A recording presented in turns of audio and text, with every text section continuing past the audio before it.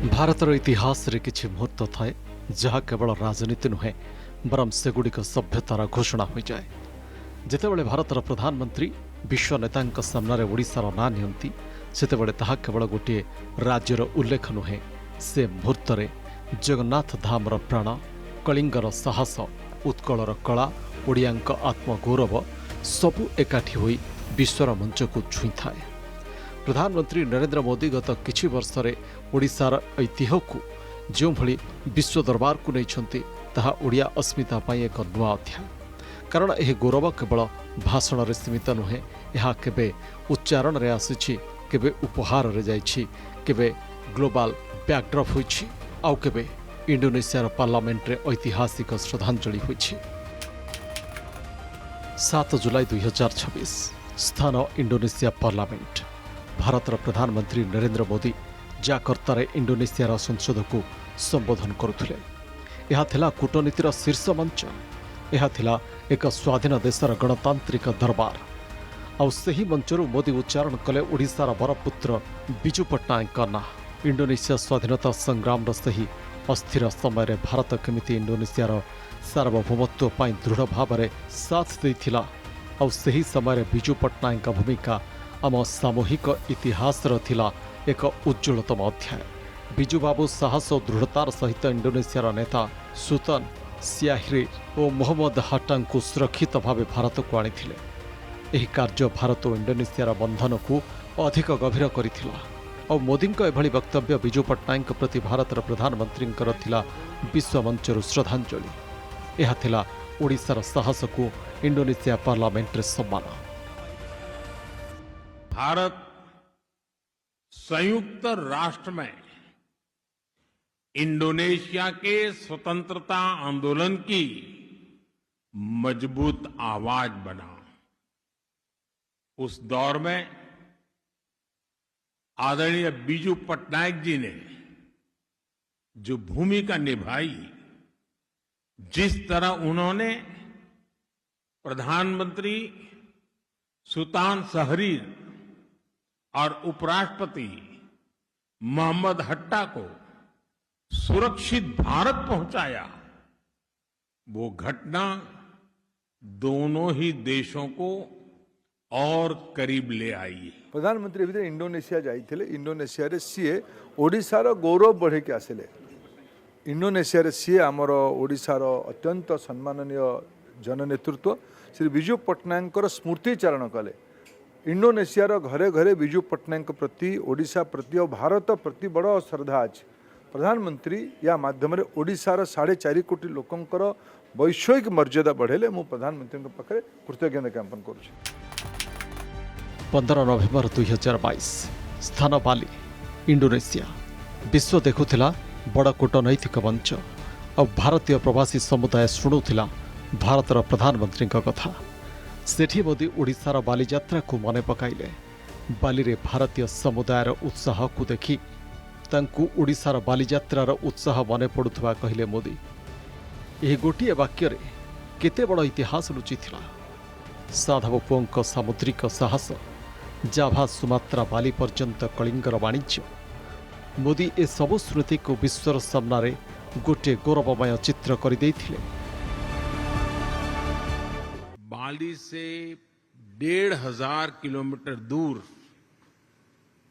भारत के कटक शहर में महानदी के किनारे बाली यात्रा का महोत्सव चल रहा है, जिसे बाली यात्रा कहते हैं।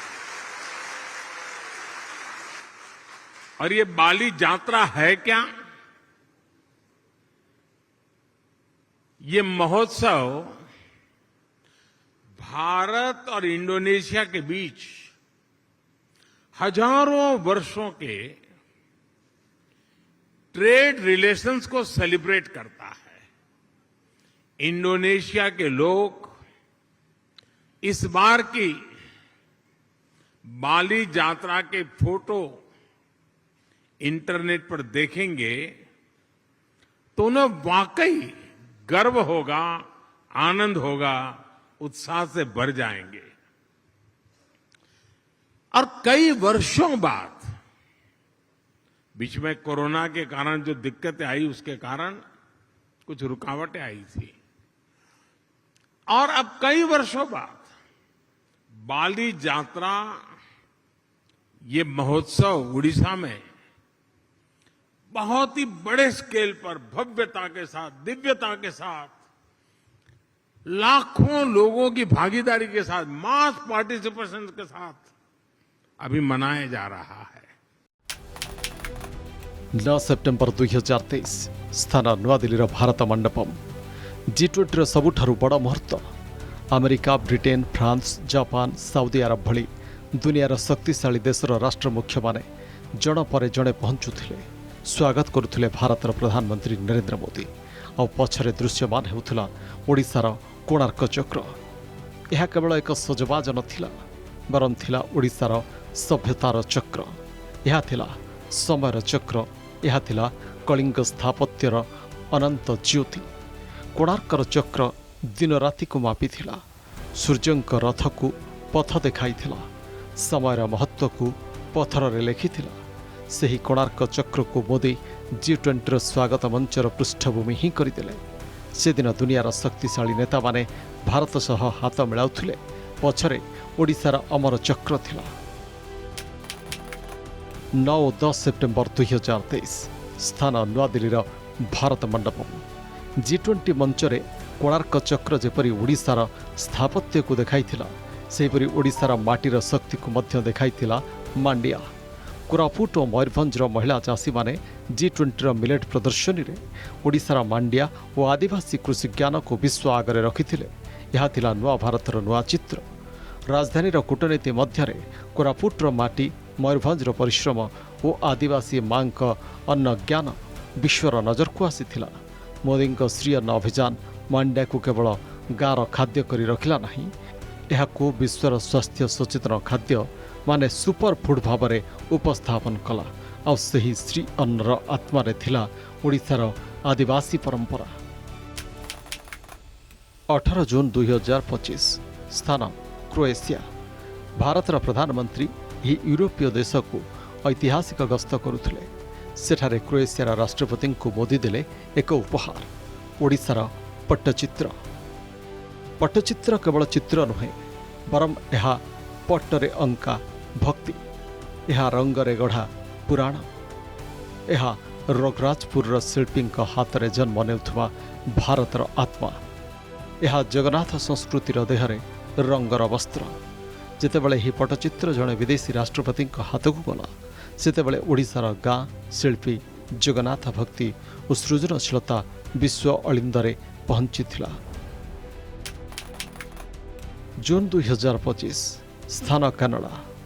G20 कोणार्क चक्र विश्वर पृष्ठभूमि होइतिबा बेले 2025 रे G7 सम्मेलन समय से कोणार्क चक्र आउ थरे कूटनीतिर उपहार होई विश्वर एक शक्तिशाली देश जर्मनी पर्यंत पहुंचीथिला। जर्मनीर चांसलर फ्रीडरिक मर्ज सह मोदी साक्षात G7 साइडलाइन रे होइथिला। एही गस्त समय मोदी जर्मनीर चांसलर को देथिले ओडिशार कोणार्क चक्रर प्रतिकृति आउ यह माध्यम मोदी गोटे बड़ वार्ता देथिले जे भारत होछि हजार हजार वर्षर सभ्यतार उत्तराधिकारी आउ सही सभ्यता मध्यरे ओडिशार कोणार्क एक अमर अध्याय। 19 जून 2025 स्थान कनाडा। G7 गस्त समय कनाडार गवर्नर जनरल को मोदी देथिले कटकर तारकसी कलार रूपा क्लच पर्स। कटक को कहा जाए रूपा नगरी और तारकसी केवल रूपार काम नुहे, यह धैर्यर स्थापत्य, यह सूक्ष्मतार संकेत, अंगुली रे लेखा शताब्दीर अभ्यास। तेणु मोदी जेतेबेले ही तारकसी कला को कनाडार शीर्ष प्रतिनिधि को उपहार देले सेतेबेले ओडिशार शिल्पी घर कटकर गली रूपार सूक्ष्म कारीगरी और कारीगरଙ୍କ नीरव परिश्रम विश्व प्रतिष्ठा पाइथिला। मे 2026 स्थान नॉर्वे। एथर ओडिशार कला पहुंची नॉर्वेर राज परिवार पर्यंत। नॉर्वेर राणी को दिगला तालपत्र पट्टचित्र। यही कलारे कागज नुहे, कानभास नुहे, तालपत्र रे खोदा हुए कथा। सेपरी नॉर्वेर राजा को दी जाइथिला कटक तारकसीर रूपा नौका। नॉर्वे निजर नौका और सामुद्रिक परंपरा परिचित। ସେହି ଦେଶର ରାଜାଙ୍କୁ ଓଡ଼ିଶାର ସାମୁଦ୍ରିକ ଇତିହାସ ସହ ଯୋଡ଼ା ତାରକସି ନୌକା ଦେବା ଥିଲା ମୋଦିଙ୍କ ଅସାଧାରଣ ସାଂସ୍କୃତିକ ସନ୍ଦେଶ। ଏଠାରେ ମୋଦିଙ୍କ ଉପହାର କୂଟନୀତି ଓଡ଼ିଶାର କଳାକୁ କେବଳ ଉପହାର ନୁହେଁ, ଦୁଇ ଦେଶର ସାଂସ୍କୃତିକ ସେତୁ କରିଦେଲା। 9 ଜାନୁଆରୀ 2025 ସ୍ଥାନ ଭୁବନେଶ୍ୱର। ପ୍ରବାସୀ ଭାରତୀୟ ଦିବସ। ଦୁନିଆର ଭିନ୍ନ ଭିନ୍ନ ଦେଶରୁ ପ୍ରବାସୀ ଭାରତୀୟମାନେ ଓଡ଼ିଶାର ମାଟିକୁ ଆସିଥିଲେ। ଏହା କେବଳ ଏକ ସମ୍ମିଳନ ନଥିଲା, ଏହା ଥିଲା ଓଡ଼ିଶାର ଆତ୍ମାକୁ ବିଶ୍ୱ ପ୍ରବାସୀଙ୍କ ଆଖିରେ ଦେଖାଇବାର ଅବସର। ଏହି ମଞ୍ଚରୁ ମୋଦି କହିଥିଲେ, ଓଡ଼ିଶାରେ ଆଜି ମଧ୍ୟ ବାଲିଯାତ୍ରା ପାଳନ ହୁଏ। ଏହି ଓଡ଼ିଶାରେ ଅଛି ଧଉଳି, ଯାହା ଶାନ୍ତିର ମହାନ ପ୍ରତୀକ। ଯେତେବେଳେ ଦୁନିଆ ତରବାରୀର ସାମ୍ରାଜ୍ୟ ବଢ଼ାଉଥିଲା, ସେତେବେଳେ ଧଉଳି ମାଟିରେ ଅଶୋକ ଯୁଦ୍ଧର ବୁଦ୍ଧ ପଥକୁ ଫେରିଥିଲେ। ଏହି ମଞ୍ଚରୁ ମୋଦିଙ୍କ ସନ୍ଦେଶ ସ୍ପଷ୍ଟ ଥିଲା, ଭବିଷ୍ୟତ ଯୁଦ୍ଧରେ ନୁହେଁ, ବୁଦ୍ଧରେ। यही ओडिशा में धौली नाम का वो स्थान है जो शांति का बड़ा प्रतीक है। दुनिया में जब तलवार के जोर पर साम्राज्य बढ़ाने का दौर था, तब हमारे सम्राट अशोक ने यहां शांति का रास्ता चुना था। हमारी इस विरासत का ये वही बल है जिसकी प्रेरणा से आज भारत दुनिया को कह पाता है कि भविष्य युद्ध में नहीं है, बुद्ध में है। 20 ଜୁନ 2025 ସ୍ଥାନ ଭୁବନେଶ୍ୱର। ପ୍ରଧାନମନ୍ତ୍ରୀ ମୋଦି ଗୋଟିଏ ଏମିତି କଥା କହିଥିଲେ ଯାହା ଓଡ଼ିଆଙ୍କ ହୃଦୟକୁ ଛୁଇଁ ଯାଇଥିଲା। G7 ସମୟରେ ଆମେରିକା ଯିବା ପାଇଁ ଆମନ୍ତ୍ରଣ ଥିଲା, କିନ୍ତୁ ତାଙ୍କ ପାଇଁ ମହାପ୍ରଭୁଙ୍କ ମାଟିକୁ ଆସିବା ଅଧିକ ଜରୁରୀ ଥିଲା। ଏହା କେବଳ ଏକ ରାଜନୈତିକ ବାକ୍ୟ ନଥିଲା, ଏହା ଥିଲା ଓଡ଼ିଶା ପ୍ରତି ଭକ୍ତିର ଭାବ। ଏହା ଥିଲା ଜଗନ୍ନାଥ ଧାମ ପ୍ରତି ପ୍ରଣାମ। ଏହା ଥିଲା ଏକ ବାର୍ତ୍ତା ଯେ ଦୁନିଆର ସବୁଠାରୁ ଶକ୍ତିଶାଳୀ ରାଜନୈତିକ ଦରବାର ମଧ୍ୟ ମହାପ୍ରଭୁଙ୍କ ଭୂମିର ଆକର୍ଷଣ ସାମ୍ନାରେ ଛୋଟ ହୋଇପାରେ। मैं कनाडा में G7 समिट के लिए वहां था और अमेरिका के राष्ट्रपति ट्रंप ने मुझे फोन किया। उन्होंने कहा कि अब कनाडा तो आए ही हैं, तो वॉशिंगटन होकर के जाइए, साथ में खाना खाएंगे, बातें करेंगे। उन्होंने बड़े आग्रह से निमंत्रण दिया। मैंने अमेरिका के राष्ट्रपति को कहा कि आपका निमंत्रण के लिए धन्यवाद, मुझे तो महाप्रभु की धरती पर जाना बहुत जरूरी है।